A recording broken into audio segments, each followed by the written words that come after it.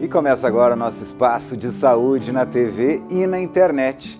E ontem foi celebrado o Dia Mundial da Fisioterapia. E é hora de lembrar daquele profissional que a gente só lembra realmente na hora que precisa arrumar um braço, uma perna, né? Tá duro, não consegue mais mexer, sofreu um acidente. É nessa hora que a gente lembra, né? Só quando a gente precisa reabilitar algum membro e geralmente depois de um acidente, algum trauma grande. Mas realmente é só isso que o fisioterapeuta faz?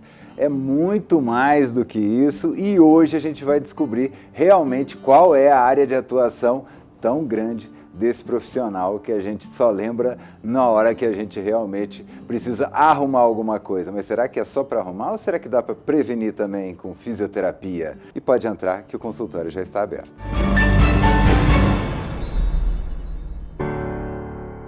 E a nossa convidada de hoje aqui no estúdio é Natália Cristina Azevedo Queiroz, nome de protagonista de novela aí, né? Graduada em fisioterapia pela nossa gloriosa UFG. Ela é pós-graduada em fisioterapia traumato-ortopédica e esportiva pelo Centro de Estudos Avançados e Formação Integrada e especialista em fisioterapia esportiva pela SONAF, além de mestre em ciências da reabilitação pela UNB. Seja muito bem-vinda, muito obrigado por participar aqui do programa. Eu que agradeço, Otávio. Para mim é um grande presente estar aqui com vocês nessa tarde para a gente poder falar de um assunto tão importante. E é isso mais ou menos que eu falei ali no começo? O pessoal só lembra de vocês na hora que precisa. Não mexe mais meu ombro aqui, deixa eu ir lá no fisioterapeuta, é isso? É isso mesmo. E é o que eu sempre comento com as pessoas. A gente não precisa esperar o problema acontecer para procurar um fisioterapeuta. Na verdade, hoje a gente tem ferramentas diversas que a gente vai conversar bastante nesse bate-papo, em que a gente pode trabalhar de forma muito mais preventiva. E eu sempre costumo dizer que, na verdade, é muito mais barato a gente fazer uma gestão da saúde do que a gente tratar a doença. É, a gente brinca isso até na gestão pública, né? Tem Ministério da Saúde e Ministério da Doença, às vezes, dependendo de como a gente for. Mas e outra coisa, muita gente, às vezes, que precisa de fisioterapia, acaba não indo também, depois eu vejo, tal, e acaba tendo problemas sérios de mobilidade depois. Por que a senhora acha que realmente depois que curou o braço ali, tirou o gesso, tá ok, tá pronto, não preciso mais ir, e muita gente pula essa etapa da fisioterapia? Perfeito, e eu digo até, Zé Otávio, por uma experiência pessoal. Eu conheci a fisioterapia como paciente. Ainda com meus 10 anos de idade, eu tive uma fratura no tornozelo e aí acabei ficando engessada, porque naquela época realmente o que era convencional era colocar gesso. E aí eu fiquei 30 dias, 40 dias imobilizada e a princípio fui no médico, tirei o gesso e tinha certeza que eu ia voltar a andar, ia voltar a correr, ia voltar a subir e descer a escada. Tirou já é na hora. Tirou já, literalmente lavou, tá novo, né? Como a gente diz aqui no Goiás. Só que não foi isso que aconteceu. Eu realmente continuava tendo dor, continuava tendo um edema, continuava tendo uma claudicação que eu mancava muito. E eu não conseguia fazer as minhas atividades que eu fazia antes. Aí eu falei, gente, será que é assim que resolve o problema, né? Consolidou o osso, meu problema acabou. E aí foi quando eu voltei nele, na verdade minha família me levou de volta, porque eu era criança ainda. E ele falou assim, não, porque normalmente quando é criança volta-se ao normal. Mas já que nesse caso não aconteceu, eu vou sugerir que a senhora leve ela, né, para fazer fisioterapia. E até então minha família não sabia o que era fisioterapia. Mas tinha as clínicas aqui em Goiânia e eu comecei a fazer esse processo de reabilitação. E aí isso foi muito importante para eu entender o papel do fisioterapeuta no mercado de trabalho, mas acima de tudo, no restabelecimento da função das pessoas. Porque não adianta só eu colocar um gesso e achar que eu resolvi o problema, eu tomar um remédio e achar que eu resolvi o problema. Primeiro, mas qual que é a causa do problema? A primeira coisa que eu tenho que tentar esclarecer é isso. Por que eu quebrei o pé? Eu quebrei o pé só porque eu tive um trauma e aquele pé quebrou? Ou porque teve mais coisa envolvida que favoreceu com que eu tivesse aquele tipo de lesão? Então, esse raciocínio, que foi uma realidade minha pessoal, Aos 10 anos. Aos 10 anos, né? E que eu acabei vivenciando como paciente o serviço e o acompanhamento de fisioterapia, me fez questionar algumas coisas ao longo da minha juventude, né? Porque o que aconteceu? Naquela época também, Zé Otávio, a gente utilizava o gesso e colocava aquele saltinho preto. Sim. Que aí a gente ficava, então, assim, eu estava em fase de crescimento, mas eu ficava com o pé mais alto e o outro pé da altura normal. Ou seja, o que isso fez? Com que os meus membros inferiores ficassem com um comprimento assimétrico. Uma perna estava crescendo, sendo desenvolvida ali ao longo de não sei quantas semanas, e a outra perna não. E isso, ou seja, fez com que eu tivesse uma escoliose, fez com que eu tivesse um problema na coluna. Que fica mexendo a de forma de um jeito diferente, perfeito. Que a pelve minha, ela ficou literalmente desalinhada e desbalanceada. Só que ninguém nunca falou isso, né? Ninguém nunca falou que se a gente não olhasse para isso, eu poderia ter um problema lá na coluna. E aí eu falei, gente, mas como que faz pra gente poder, assim, primeiro orientar as pessoas de forma diferente, segundo, eu acho que mostrar para as pessoas o papel da fisioterapia, que não é só resolver o problema de agora, mas é evitar problemas e complicações lá na frente, e acima de tudo, a gente tem um profissional para chamar de seu, alguém para olhar a sua saúde de forma constante. Eu acho que é mais ou menos esse o papel hoje da fisioterapia e do fisioterapeuta no nosso mercado. Pois é, que a gente ouve muito falar, por exemplo, até em fisioterapia pulmonar. Sim. Né? Então não é só ficar fazendo aqui nem nas articulações. A gente lembra muito de articulação. Sim, né? sim. Mas não, assim, a fisioterapia hoje, José, ela tem uma abordagem muito ampla, né? A gente tem várias especialidades.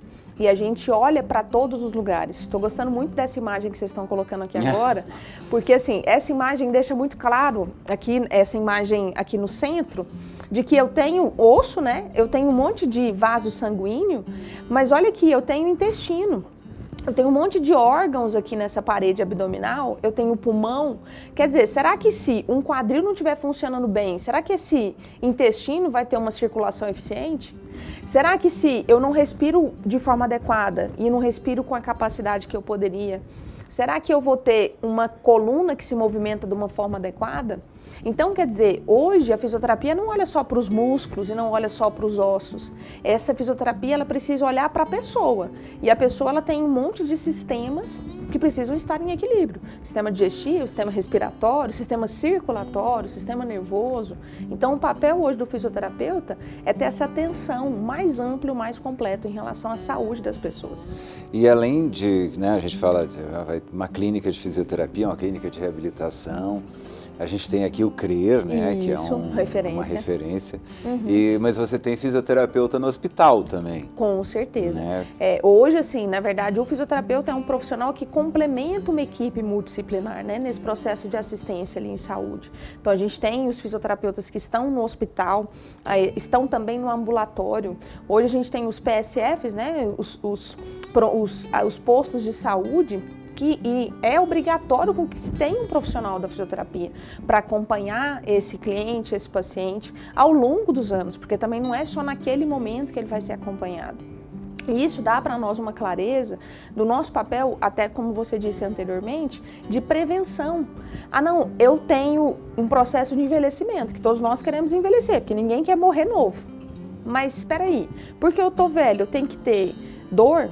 Porque eu tô velho, eu tenho que ter artrose? Porque eu tô velha, eu tenho que ter hérnia de disco, é um pré-requisito que eu desenvolva essas patologias e elas sejam incapacitantes para a minha vida?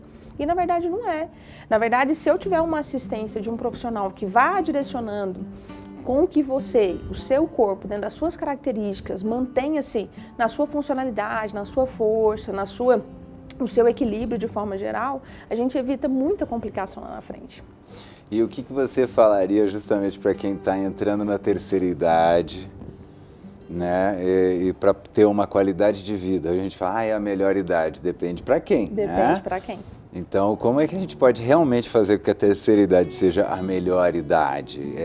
A fisioterapia, você precisa ir, o que a gente pode ter cuidados para, digamos assim, demorar um pouquinho mais para chegar na sua sala? Excelente. E na verdade, assim, Zé Otávio, o processo de envelhecimento é um processo. Ele não acontece de um dia para a noite. Então, desde quando a gente nasceu, a gente está envelhecendo. E é o que a gente quer, que a gente não quer morrer novo. Ou seja, esse processo, ele vai sofrer desgastes, ele vai sofrer as intempéries dos anos, né? Porque a gente tem os nossos hábitos, as nossas posturas. Às vezes eu tenho um trabalho realmente que é um trabalho repetitivo, em que a gente faz ali um esforço muito grande naquela região, podendo favorecer com que aquela região tenha lesões e tenha as dores e etc. Mas o que é interessante? que a gente entenda que isso não vai acontecer de uma hora para outra. Esse envelhecimento ele vai acontecer ao longo do tempo. Ou seja, a gente já sabe o que esperar quando a gente envelhece. Eu sei que meu metabolismo vai mudar, eu sei que eu vou perder massa óssea, eu sei que eu vou perder massa magra, eu sei que eu vou ficar mais lento para poder deambular, para poder ir da sala para o banheiro. Deambular? Que é caminhar, que é andar. É um nome chique para caminhar. É um nome chique para caminhar, justamente. Então, assim, a gente já sabe que esse tipo de coisa acontece no envelhecimento. Mas então, que tal a gente prevenir? A gente não deixar que isso aconteça com muita velocidade e a gente ter uma rede de profissionais que acompanhem esse processo de envelhecimento para manter massa óssea, para manter massa muscular, para poder manter essas capacidades minhas físicas de ser mais ágil, de ter mais velocidade, ter mais equilíbrio e mais coordenação. Eu falo muito isso no processo, tanto do fisioterapeuta com esse papel, mas também do próprio profissional da educação física, né? Que é o profissional também do exercício, que é o profissional do movimento. Então, eu até tenho uma frase que eu gosto muito, que eu até postei ela nas minhas redes sociais algumas vezes, que na verdade um dos maiores investimentos que a gente precisa fazer para o nosso processo de envelhecimento é músculo. Não adianta você gastar dinheiro, você querer guardar dinheiro e gastar músculo, e chegar lá na frente você vai gastar o seu dinheiro para poder tentar restabelecer músculo. Então, quer dizer, é muito mais barato eu investir agora em músculo, e aí para eu poder gastar meu dinheiro com outras coisas lá na frente, né? Eu lembro meu avô, ele, quando eu estava já com uma idade, aí vai fazer fisioterapia, ele, meu Deus, eu agora que estou velho, que eu tenho que fazer mais exercício, eu queria parar. Excelente. E é verdade isso? É verdade. E assim, o nosso corpo, ele se adapta, Otávio, ele se adapta ao que é bacana e ao que não é bacana. Então, se eu realmente estimulo para ele um imobilismo, eu fico sentado no sofá só passando canal da televisão, porque hoje em dia a gente nem levanta mais para trocar de canal, porque eu tenho um controle da televisão. Ou seja, nem essa função básica que antigamente a gente tinha, que a gente levantava várias vezes, a gente não levanta, a gente simplesmente senta naquela poltrona durante 20 anos, naquela posição, daquele jeito, ao longo dos anos. É lógico que isso vai gerar algum tipo de sobrecarga.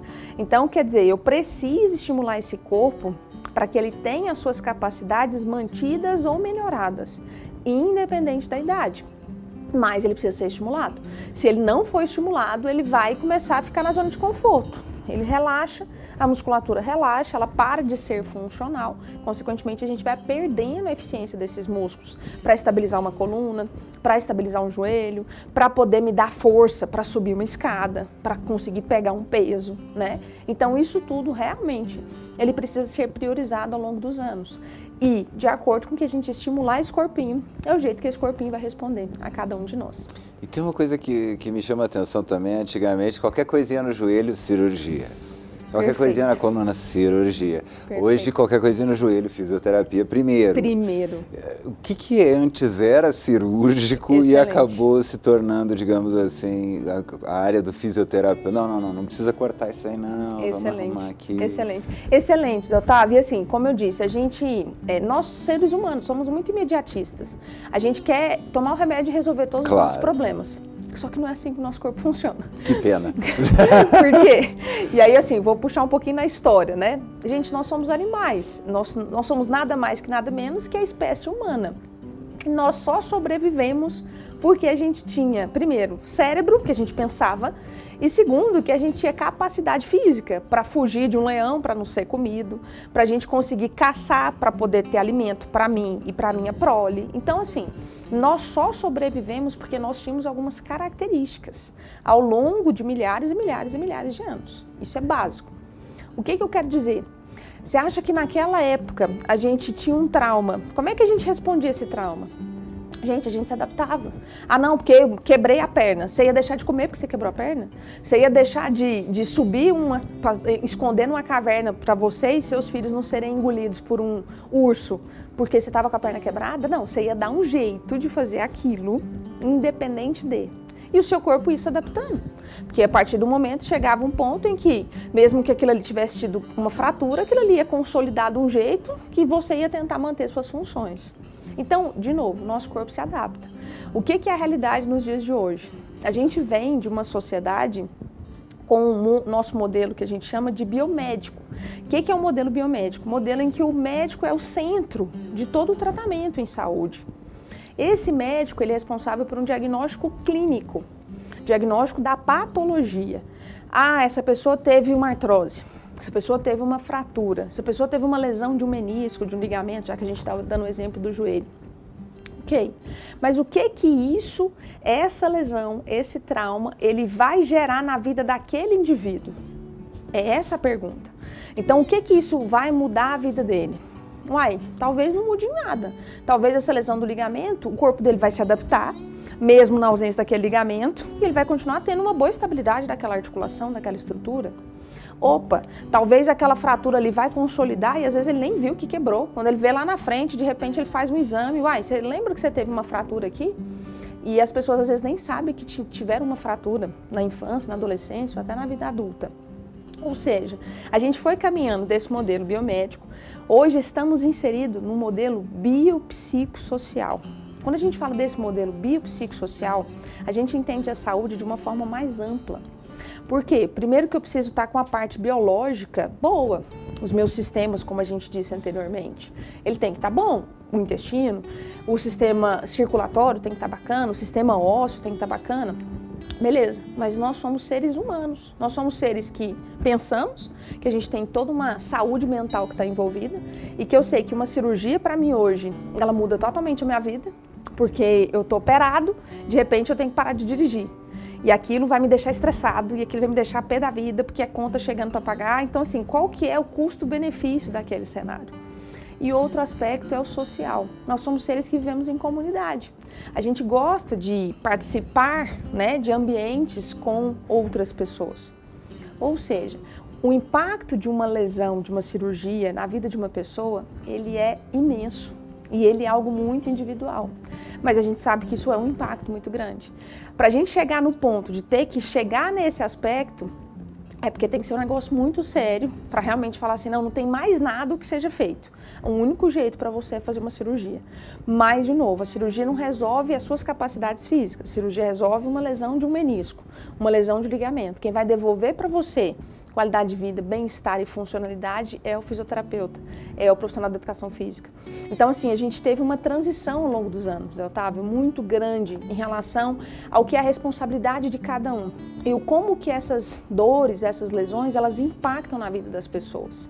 E como a gente sabe que o nosso corpo se adapta. Vou dar um outro exemplo, se você me permite, né, que eu gosto de falar, viu? Claro, tá, a gente está aqui para aprender contigo. Em relação, por exemplo, à coluna, né, a famosa hérnia de disco.